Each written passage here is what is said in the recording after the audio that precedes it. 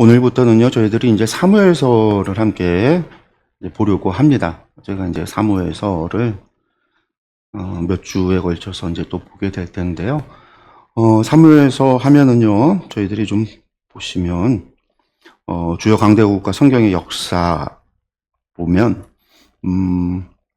그 주변, 저희가 이제 블레셋이라고 이야기하는 주전 10세기 전, 12세기, 11세기, 10세기, 저희가 이제 솔로몬 시대를 주전 10세기 요 정도로 우리가 이제 기억을 해두면 돼요. 그러면 이제 연대를 좀 기억을 해두면, 다윗 하면은 솔로몬보다 전 시대니까요.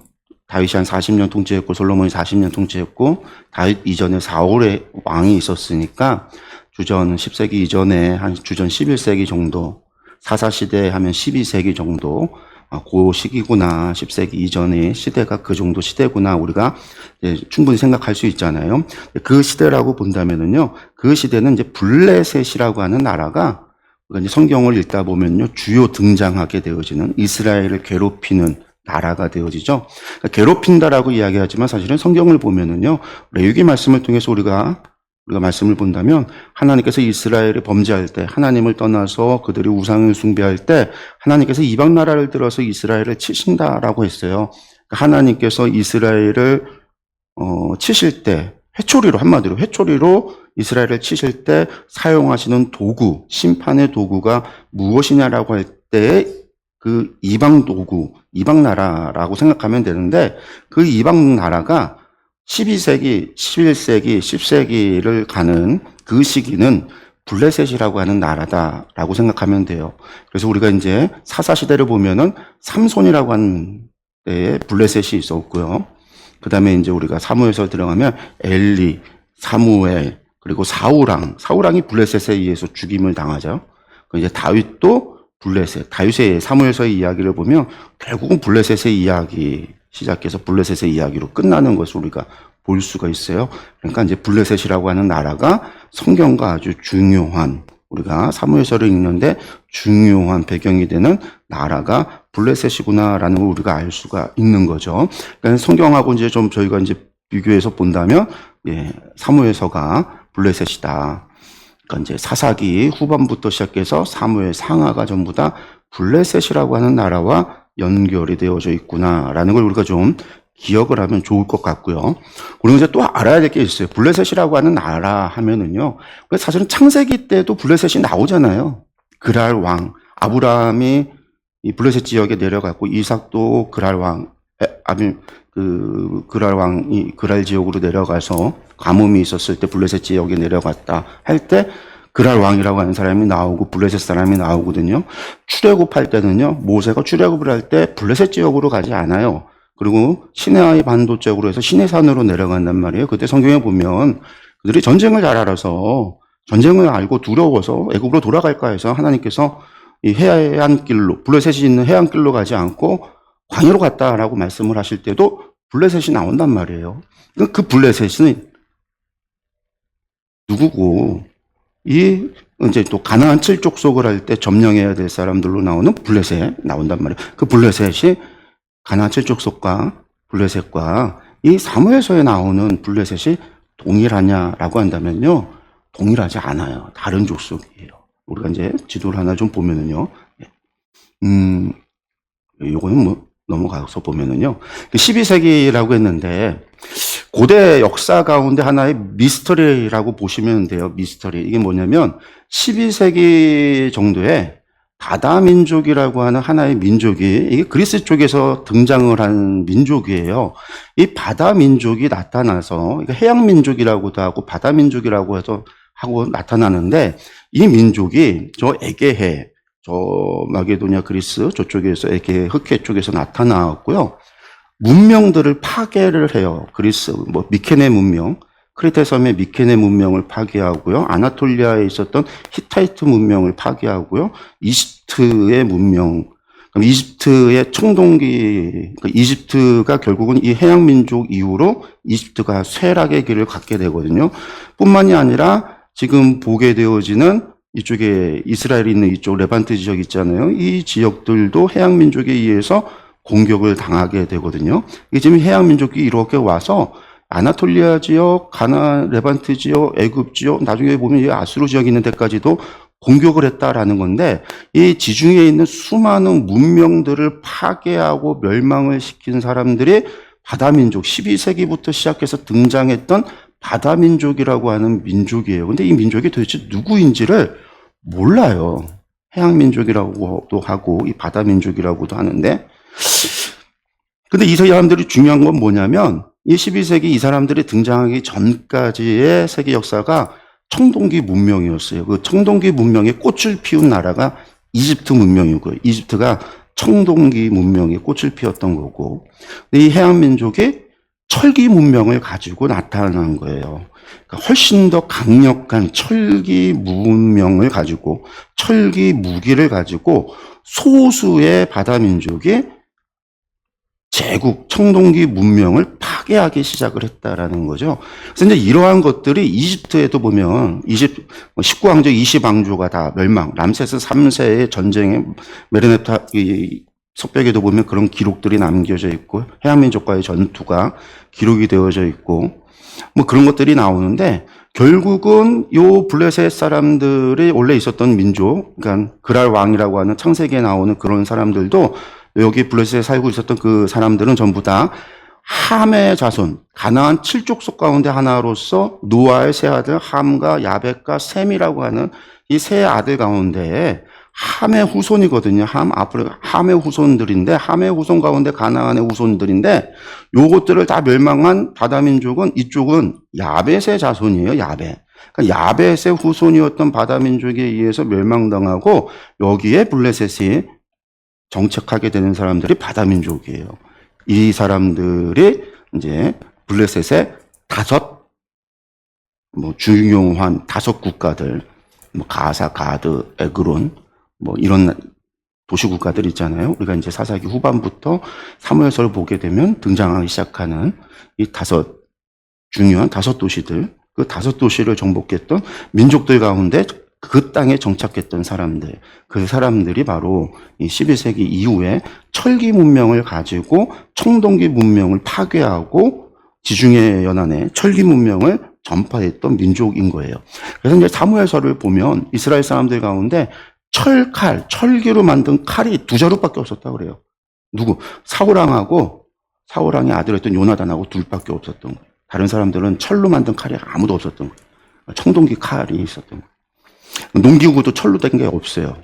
대장간 이런 게 없어요. 그러니까 이 블레셋 지역에 가서 농기구를 만들기 위해서 블레셋 지역에 가야만 되는 그런 것들이 이제 사무엘서에 보면 나타나기 시작을 하는데, 그런 것들이 이제 철기 문명이 등장을 하기 때문에 이런 일들이 12세기, 11세기경에 나타났다라고 하는 걸 우리가 알면 되겠고요. 우리가 이제 그래서 이제 이 12세기에 이 민족들이 누구냐라고 하는 거는요, 정확하게 알지 못해요. 이게 미스테리예요. 정확한 기록이 남아있진 않아요. 여러 군데에서 이 사람들에 의해서 전쟁의 기록이 남겨있고, 문명이 파괴됐던 기록이 남겨져 있고, 그런 것들이 등장은 하지만 도대체 이 사람들의 정체가 무엇인가에 대해서는 정확하게 알 수는 없어요. 그냥 추측하기는 저 야벳의 후손들, 그리스 쪽에서 내려왔던 사람들일 것이다라고 추측을 할 뿐인 거예요. 그래서 그리고 이제 이 사람들이 이제 철기 문명을 가지고 있었던 사람들이다라고 하는 것 정도만 알면 되겠고요. 이집트가 청동기 문명이 고왕조부터 시작해서 고왕조, 중왕조 시대까지 그 엄청난, 고왕조 때 우리가 아는 피라미드가 전부 고왕조 시대 때 만들어진 거였고, 중왕조 시대 때 우리가 잘 아는 람세스가 중왕조 시대거든요. 중왕조 시대고, 그 중왕조 시대 때 우리가 잘 알다시피 출애굽 사건이 일어났는데, 이 고왕조나 중왕조의 엄청난 문명, 제국을 만들었던 애굽이 결국은 문명의 쇠퇴를 이루어 가기 시작을 했던 게 철기가 들어오고 나서부터인 거예요. 철기가 들어오면서부터 철기 문명 아래에서 애굽은 쇠퇴하기 시작을 해서 결국은 우리가 잘 알다시피 애굽이 그 뒤로는 힘을 별로 못 쓰잖아요. 힘을 별로 못 쓰죠. 다윗과 솔로몬 시대 때 솔로몬에게 딸을 갖다가 시집을 보내야 되는, 이집트 역사에서 공주를 다른 이방 나라에게 시집을 보낸 이집트 역사에 없어요. 그 공주를 시집 보낸다라는 거는 내가 을이고 상대가 갑이라는 얘기거든요. 내가 한마디로 조공을 바쳐야 되는 내 상국에게 공주를 갖다 바치는 거랑 똑같은 거예요. 그러니까 솔로몬이 이스라엘이 상국이고 애굽이 섬기는 나라가 되어지는 그러한 상태가 되어졌다라는 얘기인데, 그 이후에도 보면 우리가 이제 알다시피 이제 아수르, 바벨론, 그다음에 페르시아 넘어가는 그 시기에도 아수르, 이제 애굽이라는 나라가 계속해서 쇠퇴하게 되어지는 것을 우리가 볼 수가 있죠. 청동기 문명의 쇠퇴가 이 시기로부터 시작되어졌고, 철기 문명이 이제 꽃이 피어지기 시작을 했다라고 보시면 되겠어요. 그러니까 피라미드나 그런 엄청난 건축물과 엄청난 문명은 청동기 문명으로 만들어졌구나. 우리가 이제 그런 걸 알면 되겠고요. 로마 제국 같은 경우 로마에 엄청난 건축물들 있잖아요. 로마가 철기 문명이죠. 철기 문명이지만 그 엄청난 문명 같은 경우는요, 납으로 만들어진 거예요. 납으로 만든 거예요. 그래서 그러니까 이제 로마 제국의 멸망에는 납이죠. 수은 중독에 의한 정신질환이 영향이 있지 않을까, 그렇게 추측을 하기도 해요. 그러니까 수은이라고 하는 게 탄광에서 은을 구하면 은하고 수은하고 같이 나오거든요. 그래서 연은분리법이라는 게 은하고 수은을 분리해내서 녹는점이 달라서 은과 수은을 분리해내는 것이, 이게 나중에 아주 우리나라 같은 경우도, 그러니까 우리나라에서 이게 만들어지기까지, 이게 발명된 게, 연은분리법 만들어진 게 임진왜란 터지기 전에 이게 나오거든요. 그러니까 저온에서도 쉽게 만들 수 있는 쇠잖아요. 한마디로 말해서 납이. 그래서 로마 같은 경우가 그 납을 갖다가 그렇게 많이 사용해서 온갖 건축과 거기에 분수 그리고 수로 어떤 그런 것들에 그런 수은과 납이 엄청나게 많이 사용되어졌기 때문에 수은 중독에 의한 그런 수은 중독이 되면 정신질환이 오는데, 그런 것들에 의해서 로마가 망하게 됐다라고 주장하는 역사학자들도 있거든요. 그러니까 그런 문명이 꽃피우게 될 때는 그런 것들이 존재한다라는 거죠. 어쨌든 이 바다민족, 이게 블레셋이다. 그래서 블레셋이 창세기에 나오는 블레셋, 함의 가나안 족속들이라고 이야기하는 블레셋과, 그래서 애굽 사람 그 여호수아가 정복해야 된다 해서 나오는 가나안 7족속 뭐 얘기 나올 때 거기 블레셋 들어가 있지 않지만 그때의 블레셋과, 그리고 이제 우리가 보게 되는 사무엘서에 나오는 블레셋은 다른 종족이다라는 걸 우리가 기억을 하면 되겠어요. 그리고 그 블레셋이 결국 지금 팔레스타인이에요. 팔레스타인. 근데 그 팔레스타인은 아니에요. 로마가 이제 이스라엘이 AD 60년에 유대 전쟁을 발발하고 멸망을 당한 다음에 나중에 바로크 항쟁이라고 해서 제 두 번째 유대 전쟁이 발생을 해요. 예루살렘에서. 유대 전쟁이 한 3번이 있어지는데 예루살렘에서 있어지는 유대 전쟁이 2번이 있는 거예요. 그 바로크 항쟁을 해서 다시 한번 유대인들을 정복을 하거나 로마가 정복을 하고 난 다음에 이 예루살렘 및 이 유대 지역에서 유대인들을 강제로 추방을 해버리고 나서 여기에서 계속 반란이 일어나니까 이 유대인들의 반란이 로마 제국을 거의 뭐 뒤흔들 정도로 엄청난 반란이잖아요. 왜냐하면 첫 번째 반란 때문에 결국은 율리우스 왕조가 멸망을 한 거고, 그 다음에 그 도미티아누스, 얘네 플라비우스 왕조가 들어선 거였으니까 왕조가 바뀌어지는 그러한 사건이 네로, 그러니까 카이사르부터 시작됐던 아우구스투스, 그 율리우스 왕조였던 아우구스투스부터 시작해서 네로 황제까지 이어졌던 율리우스 왕조가 무너졌고, 그 다음에 여러 갈바오토 비델리우스라고 하는 왕조들이 지들이 왕이 된다고 막 그러다가 결국은 이제 플라비우스 왕조가 들어선 거였으니까 로마의 왕조가 바뀌어지는 사건이 유다의 전쟁, 유대의 반란 때문에 이루어지는 거란 말이에요. 그러니까 바로크 항쟁이라고 하는 두 번째 예루살렘 반란이 일어났을 때 로마에서 이 로마인들이 얼마나 황제가 열이 받았냐면 유대인들을 완전 다 추방을 해버리고 거기에 있는 지명도 유대인, 히브리어로 되어져 있는 모든 이스라엘의 역사를 삭제를 해버리는 거예요. 이 로마에서의 가장 최고형이 기록 마일살형이거든요. 사람이 죄를 지으면 이 사람은 십자가에 매달려 죽이는 것뿐만 아니라 그 사람에 관련된 모든 기록을 삭제시키는 거예요. 네로 황제가 죽은 다음에 네로의 기록 말살, 모든 기록되어져 있는 로마가 모든 걸 기록을 했던 민족인데 그 기록에서 네로와 관련된 기록을 다 지워버리는 기록 말살형을 하는데 이스라엘에 있는 유대의 기록 말살을 시킨 거예요. 그래서 모든 지역을 히브리어로 되어져 있던 그 지역의 이름을 로마식 이름으로 싹 바꿔버린 거죠. 그래서 그때부터 이 지역을 유대의 땅이라고 불렸던 그 땅이 팔레스타인 땅이 된 거예요. 로마에서 팔레스타인으로. 그래서 지금까지도 팔레스타인이라고 내려온 거지. 그 팔레스타인이 또 이 블레셋이냐? 블레셋하고 또 상관이 없어요. 또 다른 사람들인 거예요. 왜냐면 그 사이에 뭐 다 죽고 뭐 여러 번에 걸쳐서 우리가 잘 알다시피 아수르, 바벨론, 페르시아, 헬라, 로마에 의해서 이 지역이 계속해서 공격당하고 계속해서 포로되어지고 새로운 사람이 와서 살고 하면서 우리가 아는 그런 사람들이 계속 그 자리에서 살아갔던 게 아니라 계속 그 지역이 바뀌었기 때문에 당연히 우리가 아는 창세기에 있었던 블레셋이 이때의 블레셋 민족이 아니고 이때의 블레셋 사람들이 오늘날의 블레셋 사람도 아니다. 아람 사람들인 거죠. 아람 사람들. 이집트도 마찬가지예요. 고왕조 시대 때부터 시작해서 중왕조로 내려왔던 이집트 사람들이 애굽 사람들이 지금 이집트에 살고 있는 그 사람들하고는 인종 자체가 달라요. 지금 있는 사람들은 아랍 계열인 거고 이집트 사람들은 이집트 벽화에 그려져 있는 사람들의 얼굴 피부색을 보면은 그 사람들이 칼라로 그려놓은 그림을 보면 지금 있는 아랍 계열의 사람들하고는 전혀 다른 사람들이에요.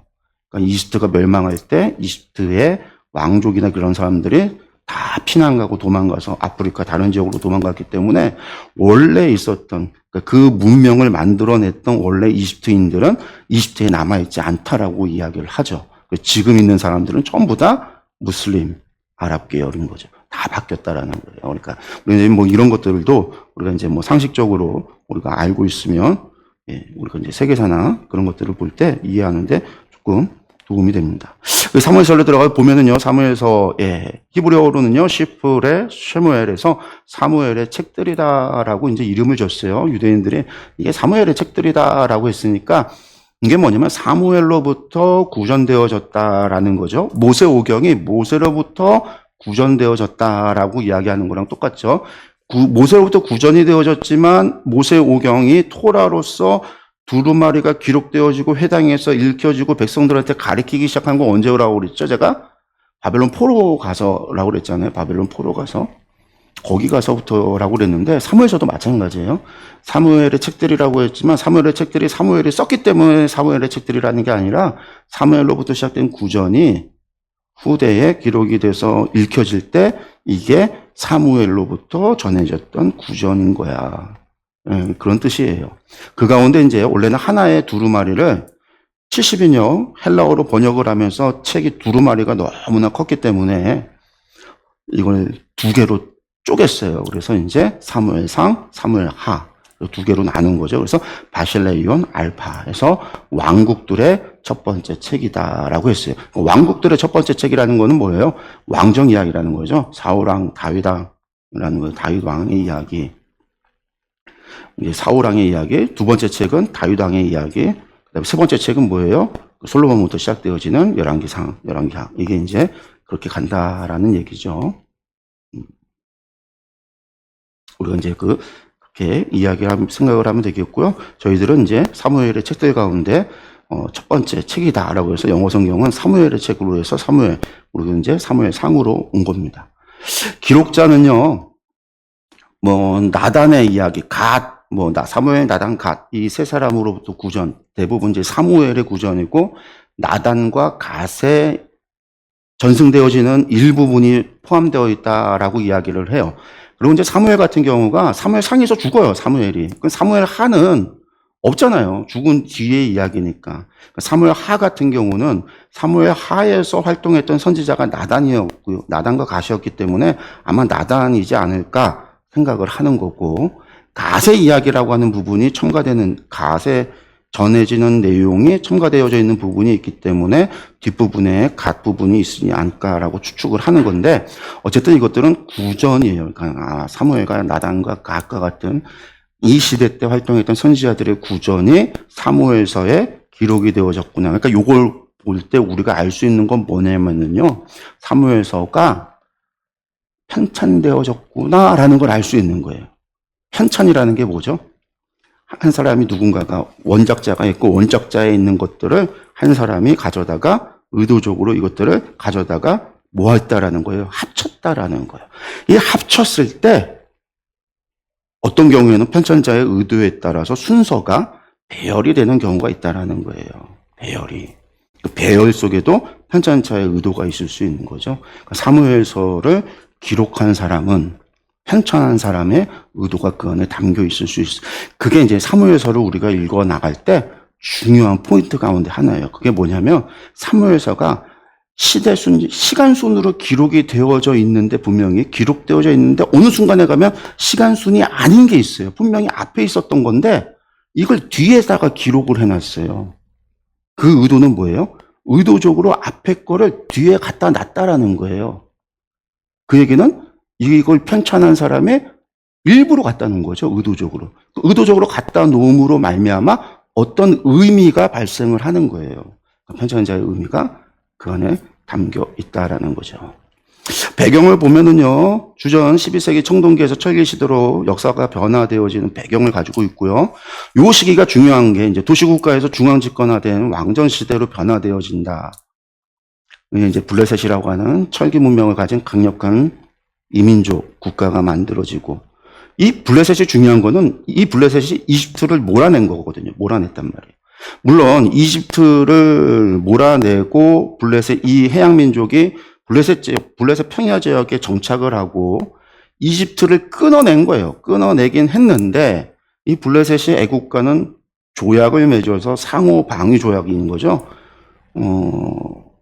니들이 공격 왜 우리 이제 동맹하자. 그냥 그만 싸우고 동맹 맺자.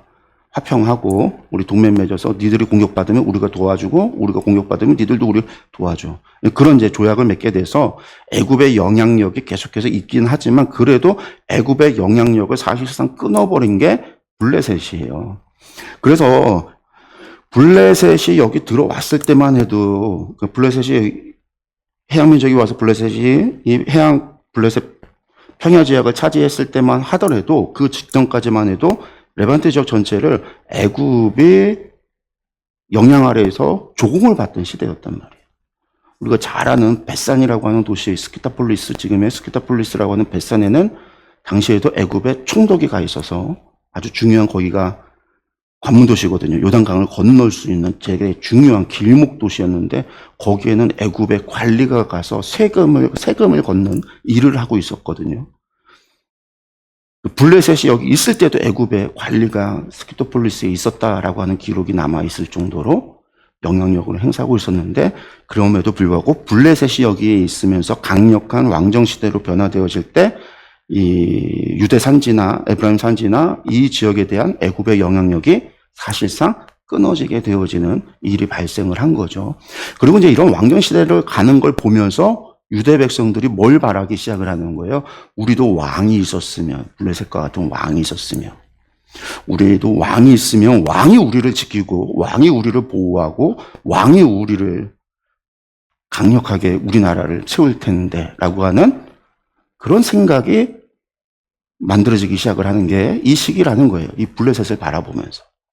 그 다음에 이제 사사를 통한 하나님의 통치에 대한 회의가 들기 시작했다. 사사들의 타락인 거죠. 사사들이 왕정 노릇을 하기 시작하는 사사기 후반 시대를 보면서 사사들의 타락이 나중에 이제 사무엘의 두 아들들이 베스메스가 아니라 저희 브엘세바에 가서 사사로 활동할 때 뇌물을 받고 재판을 하는 것이 들통이 나서 결국 그 문제로 인해서 결국 왕을 요구하게 되어질 때 사사 무용론이 나오는 거죠. 사사 무용론이. 그게 이제 배경이 됐고요. 그 사사 체계에 대한 불신이 결국은 왕정 흉내내고 있는 그런 사사들에 대한 회의인 거죠. 그리고 백성과 제사장들이 우상숭배에 타락을 했다. 그게 이제 우리가 입다 이런 시대의 배경이 되는 시대를 보면은 이 시대 사람들이 많은 우상숭배를 하고 있었다라고 하는 걸 알 수가 있고 그런 우상숭배가 있었기 때문에 엘리의 이야기를 보면은요 하나님의 말씀이 희귀했다라는 것들도 우리가 알 수가 있는 거죠. 그만큼 그 시기가 영적으로도 타락했던 시대였다라는 걸 알 수 있고요. 약한 지파연합과 주변 강국에 대한 불안이 있었다라는 얘기는 지파연합이 상당히 약화되어져 있었다라는 거잖아요. 그러니까 12지파가 연합체가 좀 연합이 약화되어졌다는 건 따로 돌았다라는 얘기예요. 12지파가 같이 뭉쳐서 함께 주변 나라들에 대해서 싸웠다라고 한다면, 힘을 뭉칠 수 있었다라고 한다면, 그래도 상당히 많은 군사와 국력을 행사할 수 있었을 텐데, 여호수아 시대처럼. 그러나 이제는 지파연합이 약화가 되어졌다는, 이거 우리가 이제 알 수 있는 건 뭐예요? 왕을 뽑을 때도 이제 막 비난하죠. 베냐민 지파였던 사울을, 베냐민 지파에서 무슨 사울이 무슨 왕이 되냐, 막 그런 얘기 나오고, 다윗이 왕일 때도 이제 압살롬 반역 사건 이후에 돌아올 때도 그런 이야기가 나오잖아요. 무슨 언제적 유대 다윗을 누가 왕으로, 우리 왕으로 세웠느냐. 세바의 반란이 나오게 되어질 때도 그런 일들이 벌어지고 하는 것들이 전부 다 결국은 지파연합이 약화가 되어졌기 때문에 그런 거예요. 약화가. 하나로 묶을 수 있는 어떠한 그러한 응집력이 상실화되고 있는 거죠.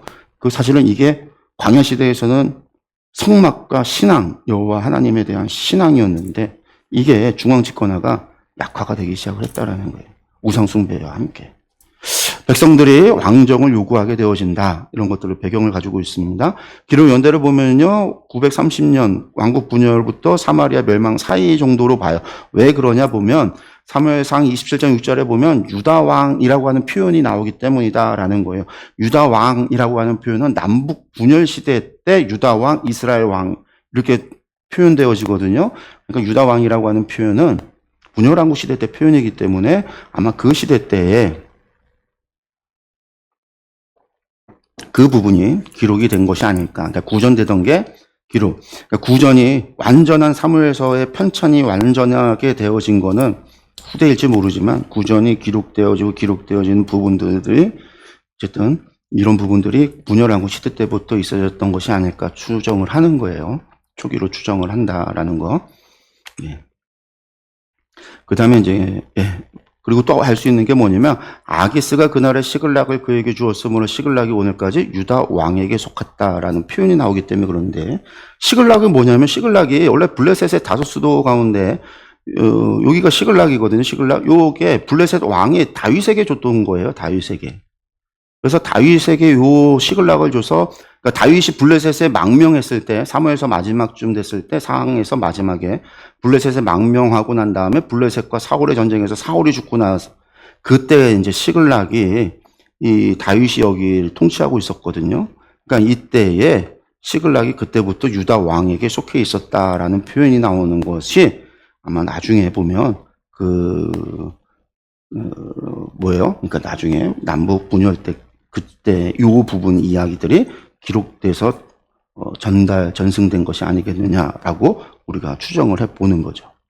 기록 목적을 보면요, 이스라엘은 하나님의 나라고 하나님의 신정이 이루어지고 있다라고 하는 것을 우리에게 보여주고 있다. 이게 중요합니다. 이스라엘이 하나님의 나라다. 왕정이 달라고 해도 왕이 우리에게 하나님이 사무엘에게 하는 이야기가 그거잖아요. 저들이 너를 버린 게 아니라 저들이 나를 버렸다. 그런데도 불구하고 하나님께서 저들은 나를 버리지만 나는 그들을 버리지 않았다라고 하는 걸 보여주시는 거예요. 왕조의 기원이 하나님께 있는 거잖아요. 다윗 왕조의 기원이 다윗의 언약이 하나님이 주신 언약이란 말이에요. 하나님이 주신 언약에 기초하고 있다라는 거죠. 사사시대의 종말과 선지자의 시작을 알리고 있는 거죠. 다윗 시세에 대한 배경을 제공하고 있는 거예요. 그리고 또 중요한 게 있어요. 왜 중요하냐? 이게 구전이 되어지고 이게 기록되어지는 것이 중요하지만 이것이 또 읽혀지고 공부되어지고 낭독되어지고 회당에서 가르쳐졌을 때는요. 이유가 있단 말이에요. 이게 중요한 거예요. 이게 그냥 묻혀질 수도 있는데 왜 이게 항아리 속에 있던 게 끄집어내서 이게 왜 회당에서 읽혀졌을까? 사람들한테 읽혀졌을까? 이게 읽혀져서 이게 절대 다수의 사람들한테 이게 하나님의 말씀으로 받아들여져서 이게 왜 성경 안에 들어가게 되어졌을까? 그것도 이게 뭐예요? 느빔, 예언서란 말이에요. 이스라엘 사람들이 이것을 전기 예언서에 포함을 시켰단 말이에요. 왜 그렇게 봤을까? 이걸 언제 읽었는데? 도대체 언제 들었는데? 전기 예언서로 이 사람들이 이걸 받아들였을 때는요, 사무엘이 살던 시대 때 이걸 전기 예언서, 예언의 말씀으로 들은 게 아니란 말이에요. 사무엘이 선지자가 얘기한 걸 갖다가 예언서로 받아들인 게 아니라 이 두루마리를 회당에서 읽을 때 그 읽는 말씀을 예언으로 받아들인 거예요. 그럼 그 예언으로 받아들인 그 사람들은 언제적 사람이냐라는 거예요. 그 사람들은 바벨론 포로 주전 4세기 이후에, 그러니까 뭐 이 사무엘서로부터 시작하면요 한 600년 뒤의 사람들이 바벨론 포로의 제2성전 혹은 포로 후기 사람들이 이 말씀을 예언서로 받아들였다는 거예요.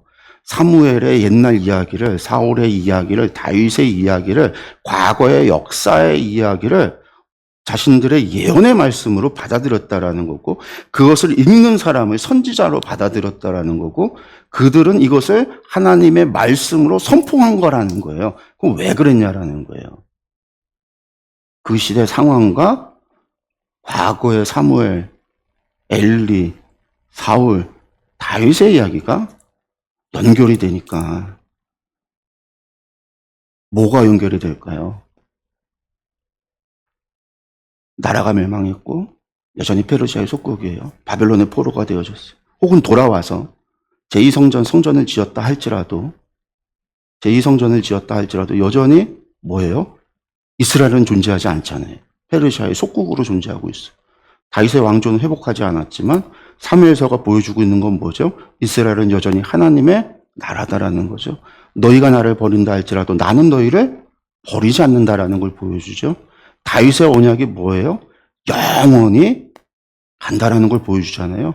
사울의 왕조는 버렸지만 다윗은 내가 버리지 않겠다. 다윗은 버리지 않겠다라는 게 다윗 언약의 핵심이잖아요. 영원하다라는 거를.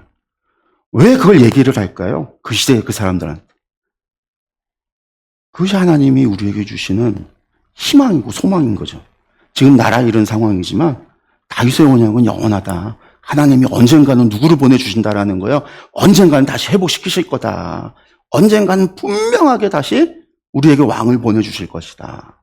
약속의 왕 다윗의 후손 가운데 이새의 뿌리에서 반드시 메시아를 보내주실 것이다 라는 걸, 그 왕조는 하나님의 약속이다라는 것을 보여주는 거잖아요. 그러니까 이제 사무엘서가 그 시대 때 어떤 의미가 있었는가, 당연히 읽혀질 수밖에 없는 거예요. 그리고 어떻게 해야 돼요? 비록 잘못했지만 사울과 다윗을 통해서 뭘 발견해야 돼요? 엘리와 사무엘을 통해서 뭘 발견해야 돼요? 잘못했을 때 어떻게 해야 되는가? 우리가 지금 잘못해서 심판받았으니까 심판받은 우리는 어떻게 해야 되는가? 다윗도 심판받았잖아요. 다윗도 실수했어요. 죄를 지었어요. 그 다윗이 어떻게 했는가를 통해서 우리는 다윗처럼 용서받고 다윗처럼 회복해서 우리는 다윗과 같이 다시 하나님 앞에 사랑받는 이스라엘, 하나님께서 다윗의 장막을 회복시킨다고 했으니까 그 다윗의 장막을 다시금 회복시켜야 돼요. 우리는 다윗처럼이어야 되는 거예요. 그러니까 사무엘서에는요, 다윗의 실수, 다윗의 죄를요 가감없이 다 기록해요. 그 대신에 뭘 하고 있죠? 다윗이 어떻게 회개했는지, 하나님은 다윗을 어떻게 용서해 줬는지, 다윗의 용서를 하나님께서 어떻게 받아들이셨는지, 받아들였을 뿐만 아니라 어떻게 하나님께서 더 큰 복으로 그에게 갚으셨는지, 그걸 보여준단 말이에요. 우리는 다윗처럼 회개해야 되는구나. 우리 사울처럼 해서는 안 되는구나. 이게 사무엘서가 그때에 제2성전기 시대에 주전 4세기 때 그들에게 전해졌던 메시지인 거죠. 그래서 우리가 사무엘서를 보면은요, 그렇게 볼 수 있어요. 우리가 이제 사무엘상을 보면은 1장부터 31장까지 되어져 있는데, 크게 보면 두 개로 나눠져요. 낮은 자를 높이시는 하나님, 1장과 2장의 이야기. 그 다음에 이제 2장이 12절부터 시작해서 31장까지가 왕을 세우고 그를 통해 이스라엘을 다스리시는 하나님에 대한 이야기가 나옵니다. 근데 아까도 얘기했지만 유대인 히브리 성경을 보면 하나의 두루마리, 하나의 책이었다고 그랬잖아요. 하나의 책을 본다면 사무엘상, 사무엘하가 하나의 책을 보면 이렇게 되어져 있어요. 어떻게 되어져 있느냐? 사무엘하도 두 부분으로 되어져 있고 사무엘상도 두 부분으로 되어져 있는데, 사무엘상의 앞에가 1, 2장 짧게 돼 낮은 자를 높이시는 하나님, 그 다음에 왕을 세우고 그를 통해 다스리시는 하나님의 이야기가 나오잖아요. 여기서 왕을 세울 때는 누구를 세운 거냐면 사울왕을 세운 거예요. 그 다음에 사무엘 하는 뭐냐면 왕과 언약을 맺으시고 그를 통해 이스라엘 다스리는 하나님이에요. 이때 왕과 언약을 맺을 때 왕은 누구냐면 다윗이에요. 이 이야기가 길어요. 그 다음에 마지막에 가서 뒤에 가서 다윗의 찬양과 고백에 대한 하나님의 정체? 뭐 하나님의 하나님에 대한 모습, 하나님의 뭐 성품에 대한 이야기에 대한 것으로 이야기가 되거든요. 마지막에. 그러니까 이렇게 보면 여기에서 이렇게 건너가서 이렇게 연결이 되는데 이렇게 보면 돼요. 그분의 속성이. 그러니까 낮은 자를 높이시는 하나님과 그분의 속성. 마지막에 뭐 교만한 자를 징계하시는 하나님과 그분의 속성. 왕을 세우고 그를 통해 이스라엘을 다스리시는 하나님, 왕과 언약을 맺고 그를 통해 이스라엘을 다스리는 하나님. 그러니까 A, B, B-, A- 상하를 나누면 이게 유대인들의 문학, 책을 만들거나 이야기를 만들어갈 때 그 사람들이 주로 사용하는, 우리나라 같은 경우는 우리나라 이야기는 대부분이 권선징악이라고 하는 구조로 이야기를 만든단 말이에요. 권선징악으로. 그래서 막 고생하지만 결국은 악이 벌을 받고 선이 잘 되는, 우리가 잘 아는 뭐 춘향이 같은 경우 마지막에 어사출두해 하며 그 전까지 막 그러다가 한 마지막 장면에서 확 뒤바뀌어지는 그런 게 우리나라 이제 동양의 글 쓰는 동양 문학의 대부분의 이야기 구조가 권성징악이라고 한다면 뭐 그런 구조로 되어져 있어서 마지막에 반전이 이루어지는 거죠. 마지막 반전이. 그래서 이제 재미가 있어지는 마지막 반전은 이루어지는데 이스라엘 같은 경우는 히브리 사람들은 교차대칭 구조에서 처음에 얘기한 거를 마지막에 다시 한번 반복을 해요. 이게 이제 처음에서 끝에 가서 다시 한번 시작할 때 주제 얘기하고 끝에 다시 한번 반복을 하는. 그래서 중요한 것을 처음과 끝에 반복한다 해서 이게 교차대칭 구조라는 거예요.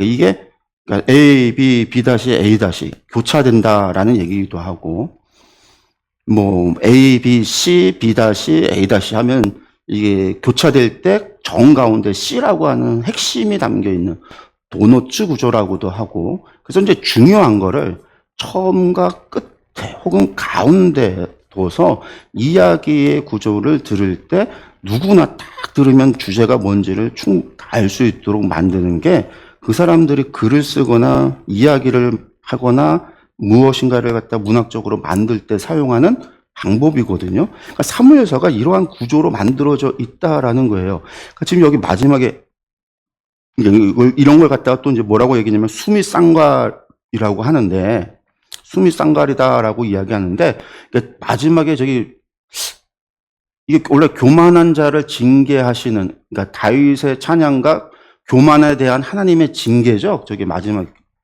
지금 다윗의 찬양과 교만에 대한 하나님의 징계라고 되어져 있는데 교만한 자를 징계하는 하나님과 그분의 속성을 다윗의 찬양에 담겨 있고 다윗의 인구조사를 통해서 나타나는 것. 한나의 악이 낳는 이야기를 통해서 낮은 자를 높이고 한나의 기도를 통해서 그분의 속성이 드러나는 것. 그게 처음과 끝에서 이야기하고 있는 중요한 하나님이 누구신가에 대한 이야기인 거고 가운데 나타나고 있는 왕을 세우고 이거는 결국은 그 하나님의 속성이 어떻게 실제로 구현되고 있는지를 보여주는 거예요. 엘리를 높였다가 낮추고 사무엘이 높여고 낮춰지고 사울이 높여지고 낮춰지고 다윗이 높여지고 낮춰지고 다시 높여지고 낮춰지는 이야기들. 엘리가 제사장이면서 사사하였다가 자식 새끼들을 잘 못 교육시켰기 때문에 그 집안이 망하고 그 집안이 망하는 것과 함께 사무엘이 높여지고 사무엘이 높여졌지만 그도 자식들 교육을 잘못했기 때문에 사무엘이 낮아지고 사울이 왕이 되어져서 높여지고 사울의 죄로 말미암아 사울이 낮아지고 하나님께서 사울을 낮추시고 다윗을 안수하여 왕으로 세워져서 높이시고 다윗이 범죄함으로 말미암아 그를 낮추시고 압살롬이 올라가고 압살롬의 반역으로 올라가고 다윗이 다시 압살롬을 내리고 압살롬을 올리시고 하는 이 올라가고 내려가고 하는 과정이 B와 B- 속에서 계속해서 왔다 갔다 하는 일들이 벌어지는데 요 왔다 갔다 할 때에 그들의 내려가는 모든 과정에는요. 그들이 하나님 앞에 어떠한 죄를 범했는가에 대한 이야기가 계속해서 나오는 거예요. 그리고 그것이 결국은 시작할 때 한나의 기도에서 하나님께서 사람을 높이기도 하고 낮추시기도 하신다. 하나님께서 그를 스올로 내리기도 하시고 스올에서 그를 건지기도 하신다라고 하는 것에서 시작하는 이야기예요. 주제로 시작해서 마지막 다윗의 이야기 속에서 찬양으로 하나님의 그분의 속성을 이야기하는 것으로 끝난다라는 거죠. 조금 더 이제 보면 이게 이제 사무엘상 내용들을 조금 더 보면 교차대칭 구조라는 게 아주 이제 비슷하게 가죠. 예. 보면 이제 이스라엘 상황도 마찬가지고 순서가 엘리와 사무엘이 이야기했다면 사무엘 하에서는 이스보셋과 다윗의 이야기로 시작하고 두 번째는 언약궤의 이동, 언약궤가 예루살렘에 들어오는 이야기, 언약궤가 블레셋에 빼앗겼다 돌아오는 이야기, 세 번째는 뭐 왕을 세우는 이야기, 언약 맺는 이야기, 그 다음에 보면 다윗 사울의 첫 번째, 두 번째 죄의 이야기, 또 사무엘 하에서는 다윗의 첫 번째, 두 번째 죄에 대한 이야기. 다윗이 돼도 되고 압살롬이 돼도 되고 다윗을 죽이려고 사울이 그래서 다윗이 도망가는 이야기, 압살롬의 반역 때문에 다윗이 도망가는 이야기, 하나님의 심판으로 말미암아 블레셋이 승리하고 사울이 죽는 얘기로 끝이 난다면 마지막 사무엘 하의 비다시는 하나님께서 징계, 사울 집안으로 말미암아 사울의 집안을 징계하고 블레셋도 패배시키는 이야기. 완전히 교차되어지는 이야기를 볼 수 있어요. 그러니까 사무엘 상과 사무엘 하가 교차되어지는 거예요. 그리고 여기서 볼 때 이제 뒤에 나오는 사무엘 하 21장에서 나오는 하나님의 징계와 블레셋의 패배 이야기 같은 경우는요, 다윗 통치 40년의 초기에 있었던 사건이에요. 근데 맨 뒤에다가 놨단 말이죠. 시대순으로 본다면 압살롬 반역, 세바 반역, 그 뒤에 오는 게 아니라 앞에 있어야 되는 사건이에요. 앞에. 훨씬 앞에 있어야 되는 거예요. 다윗의 업적 얘기할 때 나와야 되는 이야기인데 7장, 10장 이야기할 때 나와야 되는 이야기인데 21장에 갖다 놨다라는 얘기예요. 의도적으로 지금 편찬자가 뒤에 놨다라는 얘기죠. 왜? 의도적으로 놨다라는 거예요. 뭐 때문에? 교차대칭 구조로서 이야기를 풀어가기 위해서 하나님께서 사울의 집안을 어떻게 심판했고 블레셋에 승리했던 게 어떻게 블레셋을 결국은 하나님께서 적을 원수를 패배시키는가를 이야기 마지막에 보여주기 위해서 사울의 심판과 사울 집안의 징계를 다시 한번 보여주기 위해서 이야기 끝에서 다시 한번 반복시키기 위한 거죠. 교차대칭 구조를 통해서 반복하기 위해. 이제 우리가 이제 이런 것들이 이야기 안에서 사무엘 상하를 하나의 두루마리로 볼 때 많이 이게 들어오는 거예요. 아, 이런 구조로 되어져 있구나. 그리고 이게 이제 4세기 제2성전 시기를 살아갔던 시대의 사람들이 회당에서 왜 사무엘서를 읽었는가? 그들이 사무엘서를 읽어갈 때 그들이 느꼈던 건 뭘까? 사울의 심판과 블레셋의 패배의 이야기를 들을 때 그들은 무엇을 느꼈을까라는 거예요. 원수들의 패배를 보면서 그들은 무엇을 느꼈을까? 페르시아의 패배, 헬라의 패배, 결국 자신들의 승리를 바라보게 되는 거죠. 다윗 언약의 회복을 바라볼 수밖에 없는 거예요.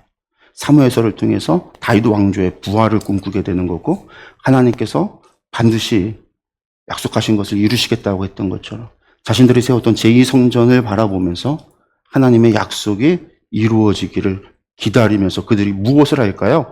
다윗이 명했던 찬양을 하게 되는 거죠. 하나님의 헤세드가 영원 무궁하기를, 인자가 영원 무궁하기를. 그 인자가 뭐라고 그랬어요? 헤세드가 언약 안에서의 사랑, 언약 안에서의 자비, 언약 안에서의 은혜, 언약을 맺었기 때문에 그 언약을 반드시 지키고자 하시는 언약 안에서의 사랑과 자비와 은혜, 그것을 찬양하고 노래했던 그들. 그러니까 사무엘서를 그들이 읽어가면서 그것을 들어가면서 다윗 시대를 꿈꿀 수밖에 없는 거죠. 그러니까 이제 이것이 사무엘서로 오늘도 마찬가지예요. 오늘 우리가 이것을 볼 때 사울과 다윗을 비교하면서 우리는 어디를 가야 되는가? 우리의 죄를 어떻게 회개해야 되는가? 우리는 다윗을 위해서 발견해야 되겠죠. 예, 들어가서 우리가 이제 전체 보기 이제 사무엘상을 보면 예, 크게 두 개로 나눠지고요. 낮은 자를 높이는 하나님의 이야기는 한나에 관한 이야기예요. 한나에 관한 이야기인데 한나의 이야기는 1장과 2장 11절까지 두 부분으로 나눠보면 한나가 이제 아기를 못 낳던 한나가 사무엘을 낳는 이야기고요. 두 번째는 감사 찬양에 관한 이야기예요.